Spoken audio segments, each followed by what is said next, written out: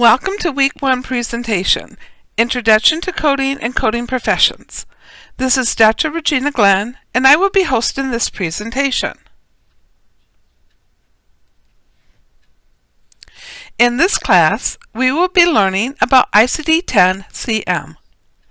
ICD-10-CM stands for International Classification of Disease, 10th Revision, Clinical Modification. This manual is a version of the official ICD-10 manual developed by the World Health Organization, or the WHO.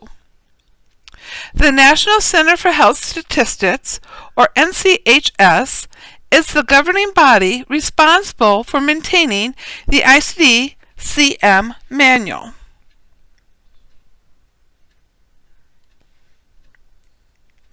The ICD-10-CM is a closed classification system.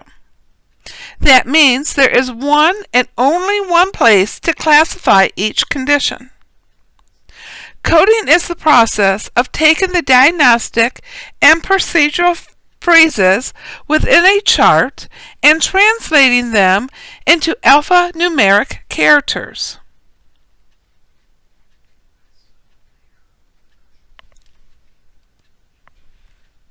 Well, coding advice is easily located in the Internet by Googling or using other browsers and other resources. The only official sources of coding advice is provided through the ICD-10-CM, the Complete Official Draft Code Manual, or by Coding Clinic for ICD-10-CM, published by the American Hospital Association, or the AHA. That means if you follow advice given by other parties, it may be incorrect, and you will be the one held responsible.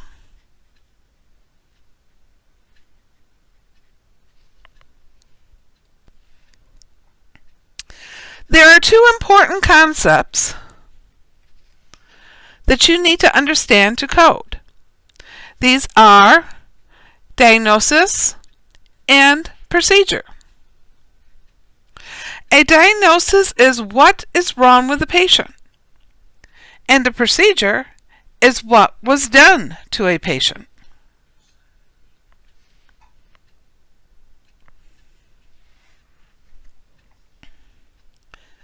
The prior classification system was ICD-9-CM.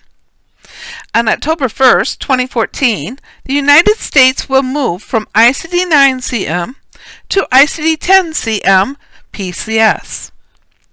The ICD-10-CM classification system is to be used by all healthcare settings to identify diagnoses. The ICD-10 PCS classification system is to be used by inpatient healthcare facilities only to identify procedures performed while the patient was under inpatient care. Here is a comparison between the two classification systems. In ICD-9-CM, there were only 13,000 codes, while in ICD-10-CM PCS, there will be over 120,000 codes. In ICD-9-CM, all diagnostic codes were numeric in nature, with 3 to 5 digits. And in ICD-10-CM, diagnostic codes will be alphanumeric, containing 3 to 7 characters. And in ICD-9-CM, procedure codes were all numeric in nature, with 3 to 4 digits. And in ICD-10 PCS, procedure codes will be alphanumeric and 7 characters in length.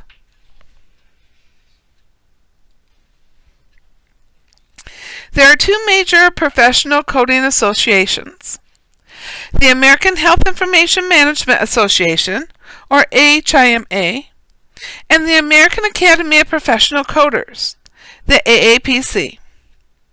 Each of these associations offer coding credentials. Some of the coding credentials offered by AHIMA include the CCA, are Certified Coding Associate, the CCS, the Certified Coding Specialist, and the RHIT, the Registered Health Information Technician. Some of the coding credentials offered by the AAPC include the CPCA, or the Certified Professional Coder Apprentice, and the CPC, the Certified Professional Coder. Now, while there are two major professional coding associations, they each kind of focus in their own world.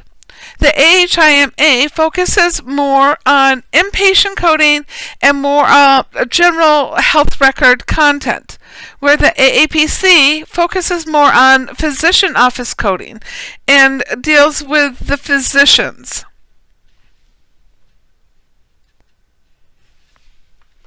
Each of these professional associations have their own code of ethics. Members of the professional associations are expected to follow the code of ethics of their association. Coders are expected to follow a code of compliance. Compliance is acting according to a certain accepted standards set forth in the code of ethics.